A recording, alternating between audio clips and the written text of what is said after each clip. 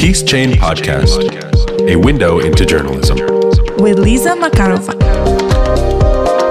Hello and welcome to a Peace Chain podcast on IDC Radio in collaboration with Daniel Pearl Journalism Institute, when we talk with different journalists about their personal stories and insights on the present and future of their field.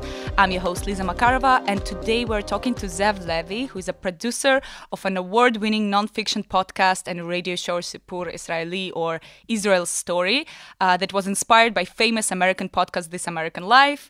Israel's Story has hundreds of thousands listeners and focuses on everyday stories told by and about Israelis. Hi Zev, thank you very much for being here today. Thank you so much for having me. Goodness, I'm used to saying thank you for coming. I know, yeah. Thank you so much for having now me. you're going to be on this side. It's going to be interesting. It's going to be so interesting. I can't wait. Okay, so Zev, tell me what is your Israeli story? Because I know originally you're not from Israel. Why did you move? Why did you join the team? I am from Australia. I moved here 4 years ago when I was 27, and I was married, but we had no kids. Mm-hmm. And I had always planned on moving to Israel for ideological reasons. I thought that there were lots of problems with Israel, but religiously it was the place for me to be. And I kind of like connected to, as opposed to feeling like an outsider in Australia, I felt like in Israel, I was an outsider in a different sense. I was an outsider with a claim to be an insider. And then when I grew up and got a little bit more politically involved, I realized that I really wanted to come and participate in Israel, in the history of Israel. I wanted to come and vote. I wanted to come and like be a part of it, as opposed to having my opinions and living somewhere else, which is fine for anybody who does that. For me personally, I wanted to come and be involved and have a vote. And so I came here. I got involved with Israel's Story. My background is in engineering and English literature. Back in Australia, yeah. Mm-hmm. And I got involved because Israel's Story has an internship program. And I got a little taste of what it means. I loved podcasts as a hobby, and I got involved, and I loved the work, and I loved the people, and it just felt so meaningful, as opposed to the work that I was doing in the engineering background. It feels so meaningful to meet people, to help tell their stories, even though as an intern, my whole role was like holding the microphone or typing it up afterwards or something like that. It was that I just feel this incredible sense of meaning, meeting all of these different Israelis and helping record and tell their story in this medium, which I find so exciting. Actually, when I listen to your stories, I can't stop like wondering what makes the story interesting enough to get in your podcast. Like, what is the criteria for the story to get into Israel's Story podcast? This is, I think this can be made public. This is obviously no two people agree. On like what is the most interesting and things like that, and that's why we have a team and everybody kind of like votes, and we go with what is interesting, objectively. We try and aim for the objective. I've been trying for 2.5 years to pin Mishy Harman down to tell me like what does a story need, and he'll keep saying there's no rule because you can make a terrific story about a light switch. And I'm like, no, you can't. It's not interesting. And so it kind of depends on the writing. Actually, the clip that I imagine we'll hear from in a bit is a kind of an example of, I think, everything that we're going to talk about, because you can turn something that we would say isn't a story into a story by narrating it properly, by writing such that you engage people. So every story needs a range of things. It needs to be interesting. It needs to be somewhat emotionally engaging. And in general, it needs to hit upon this like larger theme of life in Israel. Yeah. Something has to be underlying. I don't yet know how Mishy's light switch story is going to like communicate some eternal truth about living in Israel now, but that's what he's saying. And yeah, it needs to be interesting. For me personally, I have like a section. I have a bunch of criteria, I think, that I kind of like Can you name a couple of them? Absolutely. So one of them is a change. Yeah.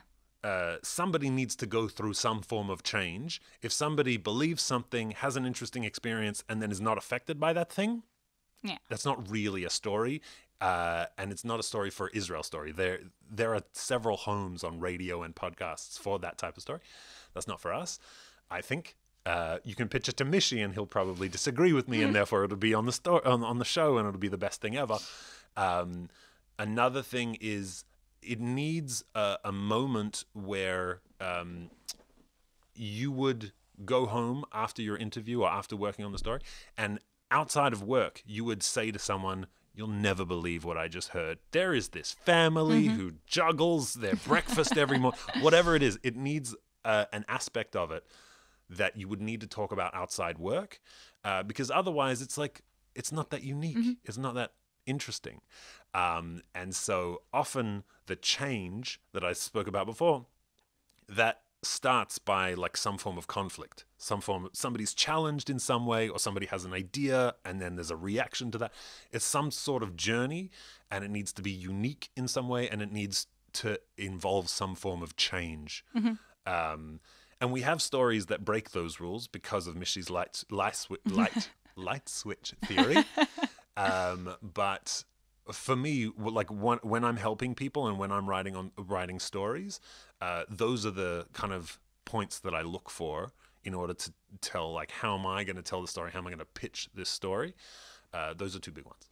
Talking about choosing stories, you also have on your website, israelstory.org, you have an option to submit your story. So can you give us a couple of examples maybe of the most surprising story you got this way, and the most, I don't know, average, boring, I don't know, till yesterday I woke up and bought a couple of tomatoes, I don't know. Is there something like that? I'm sorry, I just realized I was doing the radio thing, that I was laughing but not audibly. So you know how when you're interviewing, you like don't want to mess up the tape? So you can laugh. That's Feel fine. free. That's Okay, but you know, not for real, like okay? For sure. So the story that Mishi always uses as an example is things can be really interesting to you, but not interesting to anybody else. So the pitch that we get the most often is some version of, "You'll never believe what happened. I was in Tel Aviv for only 2 weeks, and I went and bought a falafel, and I was standing next to this man, and it turns out that this man was my cousin." Oh, but it's cool, no? And Mishi's comment is always, "Unless you're your mum, that is not interesting. You happen to bump into your cousin. That's not super interesting." Yeah. So I also understand that people, when listening, like have a hard time differentiating between what is really interesting to them and what kind of reveals some aspect of the human experience. Yeah. And so that's what we get most commonly. And in terms of the most surprising one that we've received, I'm having a hard time thinking of one. I don't know if this came via a pitch, but I think it did. We did a story called R&R, which is about how Moshe Dayan's ex-wife and Ruth Ramonda, Yasser Arafat's mother-in-law, were best friends. And like even during and towards the end of the conflict, and then to this day, they have this whole relationship that is outside of the very, very famous and prominent men in their lives. And somebody was like, "Hey, I'm writing a book on this." And it's just such a terrific story, and it's so deep and is amazing. That's an example. How do you actually structure your episodes? Do you have a couple of stories that after you find a frame for, or you have a topic and then you find stories for it? It's a bit of everything. To be honest, we do all of that. What sometimes actually helps in writing a unique story, a particular story, is thinking about it in context of an episode title. And that'll help you kind of set the stakes or write narration around your story itself and help like define what the story is. It's really interesting that we meet people. We meet real people with multifaceted lives, and they have all this stuff going on in their lives, and they will tell you 1,000 things and spend hours and hours of tape recording on them. And it's then our job to turn that person into a character. The character has a narrative. This is all you need to know about the character. They then kind of go on this journey and they're affected like this. You don't really need to know about like the conflict that they had when they were in high school or their hopes and dreams as a musician. And sometimes knowing that this is going to be in an episode called My First Pair of Shoes is going to be like, okay, that's going to help me understand how to build this story and how to write kind of what the journey is. Yeah. Does it happen when you completely disagree with your characters? And if it does, how do you cope with this? It's actually really interesting. I'm currently working on a story. I tend to gravitate towards religious stories because that's the world that I'm from, and that's the world that I find the most kind of tension in. So I'm working on a story at the moment, and there are obviously people that I interviewed that I disagree with. I've always found it pretty easy to disassociate from my personal views and me kind of helping portray this character as true to life as possible. And so for me, my brain switches over into how can I paint a picture of this person? How can I just correctly portray what this person is going through or explaining, rather than how I think they're right or wrong, or that's not interesting. We're not. I don't see myself as a journalist trying to get to the truth. I see myself as a radio producer trying to get to the truth of human experience. Yeah. And therefore, what I think doesn't matter. And what happened during one of my first stories was I had a 2-hour interview with someone. It was terrific. I asked the questions. They answered. It was amazing. I got home, and maybe the next day I went through all the tape, and I got so angry. I'm like, how can you think that? That's so wrong. And kind of I was shocked by how in the moment I was just like, great, got the answer. I understand where she's coming from. It makes sense. And yeah, you just disassociate and again, treat it like a work of art that needs to portray what this person thinks as opposed to my perspective. Yeah. Do you have some kind of database of the stories that you subtract for the topics you need? It's interesting. We always have way more story ideas than we can work with. So there's like a list always of, if anyone has free time or if the opportunity presents itself, look at one of these stories and go produce it. So yeah, but what I find is that the vast majority of the time, for a pitch meeting or for an upcoming season, all the ideas will be new. Yeah. Sometimes the senior producers will say like, oh, remember 3 years ago we did that one story that would pair really nicely with this other idea. So sometimes we do go back, but the vast majority of the time, like kind of what's exciting is what we find now. And when kind of we need a 15-minute story to fill something that's kind of related to this theme, then we can go back to the list and go like, you know what, that's perfect. Yeah. And how long does it take in general to produce one episode? Because you can feel that it's a lot of work is put into this like hour or 40 minutes. Thank you. Thank you very much. That's a very kind thing to say. Mishi always says it takes 1,000 hours of work. 1,000 hours of work to make 1 hour of radio. And that is pretty accurate in my experience. That includes all the stories that you work on that get killed or die. But, like lots of people discover, after sitting in a pub for long enough, initial shyness can melt away. Soon Sharon and Kansu were laughing, passing phones back and forth, and scrolling through travel pictures. The evening progressed. Their group eventually left the bar, everyone went bowling. There was even a stolen smooch in the corner of the alley. By 10, most of the group had peeled off, and Sharon found herself at Kansu's kitchen table, sipping from a freshly brewed cup of coffee. Turkish coffee, which is the best. It was a bittersweet moment. At the stroke of midnight, the glass slippers would disappear, and Sharon's overnight bus to Bulgaria would pull out of the station, a proverbial pumpkin carriage if there ever was one. And then she told me, don't go. And I was like, how can I not go? I mean, I told my friends in Sofia that I'm coming, and I already bought the bus tickets. It's not possible not to go. But then she said again, don't go. And every time she said don't go, I was like, I don't want to go. I know I don't want to go. So Sharon made a deal with herself. She'd stay the night, but be on the first bus out the next morning. 7 a.m. sharp. Did you leave at 7? Of course not. Sharon stayed for a day and a night. A one-night stand became a two-night stand. And at this point, I want to say the 2 days turned into a week and then another.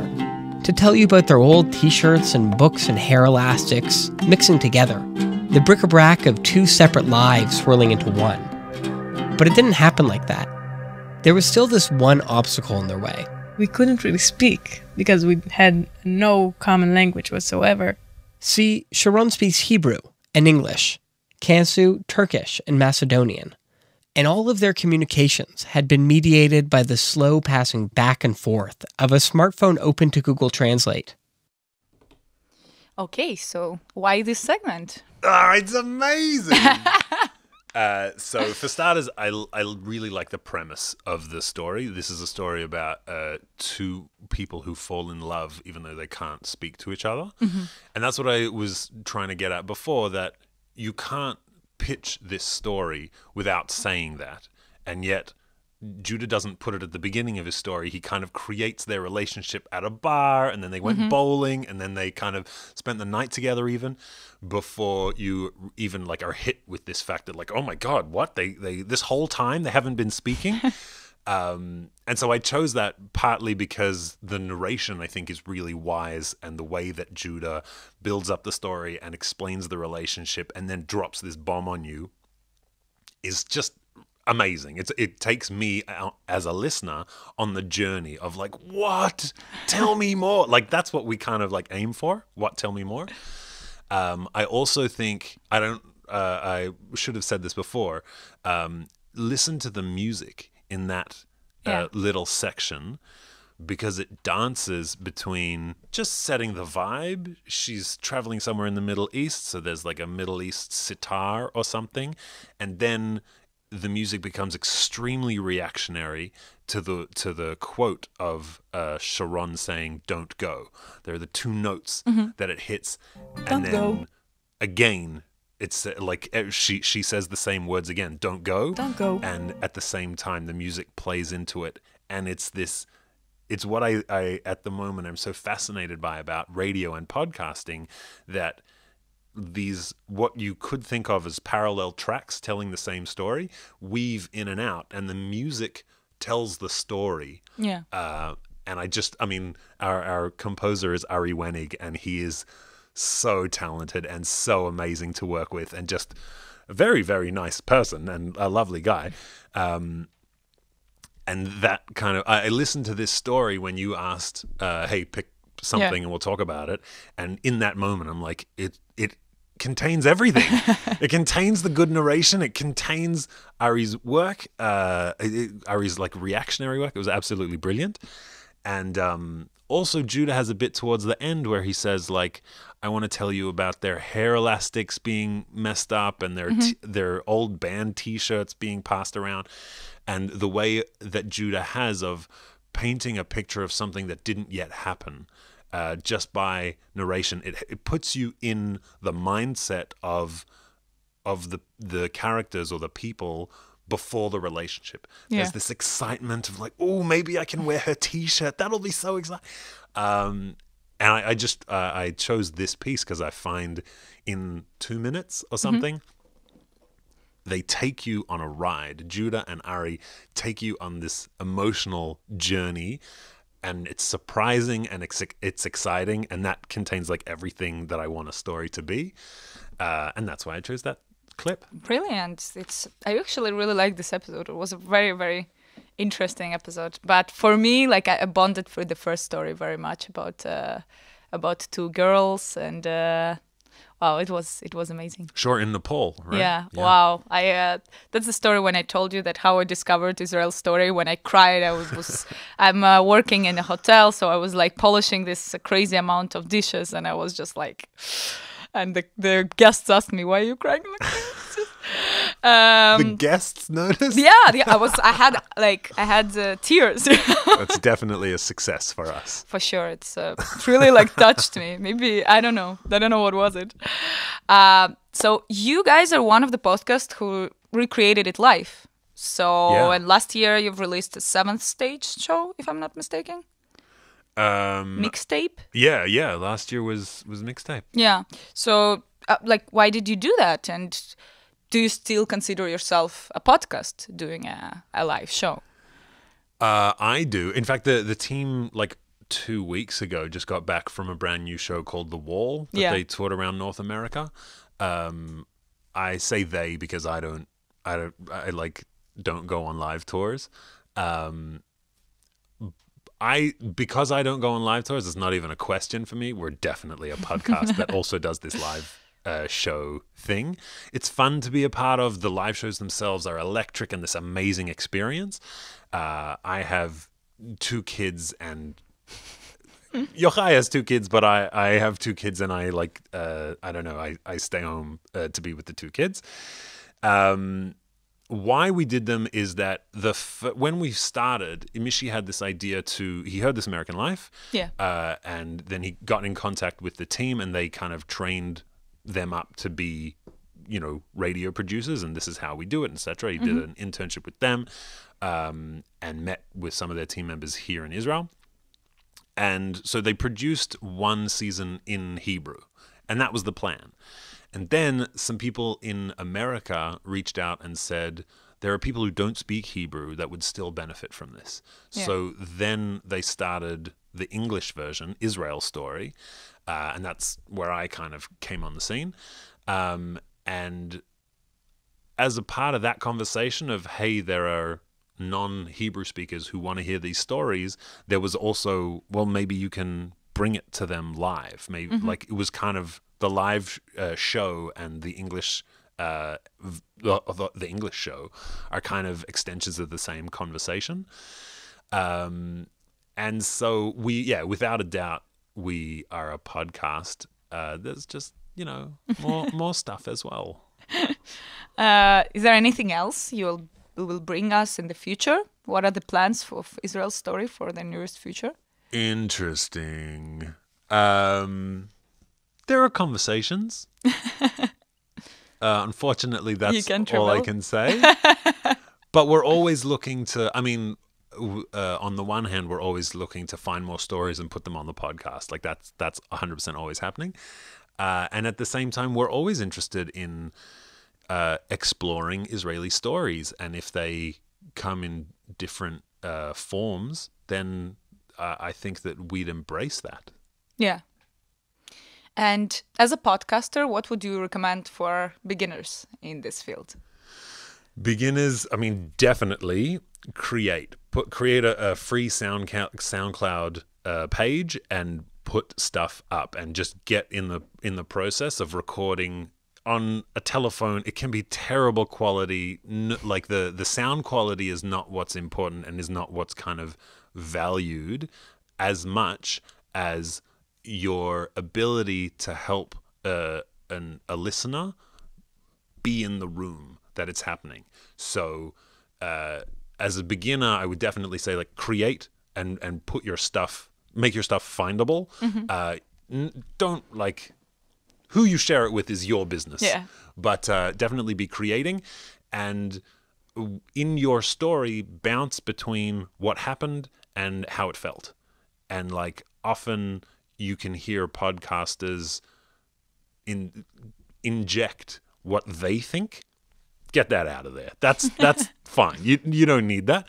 Focus on the amazing truth of what happened and how it felt, and help tell these stories. And if that is fulfilling, even with only your parents listening, or only your friends listening, or only kind of the music you creating on a little sitar in the corner, whatever it is, if that's fulfilling, then that is a sign that you were meant to do this. Yeah. Because it's about the process and it's about love of telling the story. If it's just a stepping stone, then that's something to consider and realize it's got to be done out of love. And if it's not done out of love, then identify that and kind of work on, well, what do you love? What do you want to be doing? Create and tell story. Yeah. Thank you so much, Zev. It was such a pleasure. Thanks for having me. And thank you for being with us today on Peace Chain podcast on IDC Radio in collaboration with Daniel Pearl Journalism Institute. And thank you all for listening. Goodbye.